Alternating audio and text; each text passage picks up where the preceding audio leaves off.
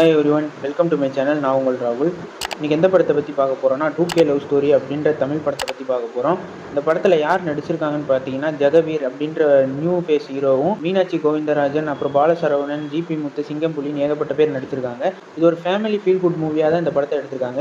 இந்த படத்தோட கதை என்னன்னு பார்த்தீங்கன்னா, மோனிகா கார்த்தின்னு 2 பேர் சின்ன வயசுலேருந்து பெஸ்ட் ஃப்ரெண்ட்ஸாக இருக்காங்க. ஃப்ரெண்ட்ஷிப்னாலே இவங்க தான், இவங்கள பார்த்து தான் வந்து நம்மளும் ஃப்ரெண்ட்ஷிப்பாக இருக்கணும் அப்படின்னு வந்து பல பேருக்கு எக்ஸாம்பிளாகவும் இருக்கிறாங்க. அப்படி எக்ஸாம்பிளாக இருக்கிற இவங்க லைஃப்பில் எல்லாருமே விட்டுட்டு போகிற இந்த ஜென்ரேஷனில் கூட இந்த ஃப்ரெண்ட்ஷிப் சக்ஸஸ் ஆச்சா, இல்லை வந்து இவங்களுக்குள்ள லவ் ஆச்சா, இல்லை இவங்களுக்குள்ள சண்டை வந்து பிரிஞ்சுட்டாங்களா அப்படின்னு சொல்கிறது தான் இந்த படம். இதில் வந்து நடுவில் வந்து ஃபேமிலி கூட இன்வால்வ் ஆகி இவங்க 2 பேருக்கும் கல்யாணம் பண்ணி வைக்கலான்னு சொன்னதுக்கப்புறம் இவங்க 2 பேர் கடைசியில் கல்யாணம் பண்ணாங்களா அப்படின்றதும் இந்த படத்தோட கதையாக இருக்குது. இந்த படத்தில் வந்து ஃபீல் குட்டாக நிறைய விஷயங்கள் பண்ணியிருப்பாங்க. ஒவ்வொரு சீன்ஸும் நல்லா இருந்துச்சு. நீங்கள் வந்து எதுவுமே எக்ஸ்பெக்ட் பண்ணாமல் இந்த படத்தை பார்த்தீங்கன்னா உங்களுக்கே இந்த படம் பிடிக்கும். அவ்வளோ ஃபீல் குட்டாக இருக்கும்.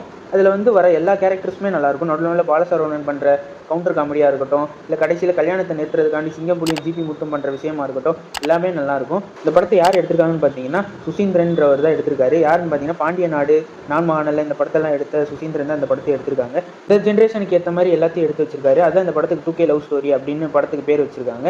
நீங்கள் இந்த வீக்கெண்டில் ஏதாவது ஒரு படம் பார்க்கணும்னு நினச்சிங்கன்னா இந்த படத்தை ட்ரை பண்ணி பாருங்கள். இது ஒரு ஃபேமிலி ட்ராமாவாக தான் எடுத்து வச்சிருக்காங்க. எல்லாருமே பார்க்கலாம். இது ஒரு ஃபீல் குட்டான மூவி. நெக்ஸ்ட் ரிவ்யூவில் பார்ப்போம். Stay peace, stay safe. மறக்காம சர்ப்ரைஸ் பண்ணுங்க. தேங்க்யூ.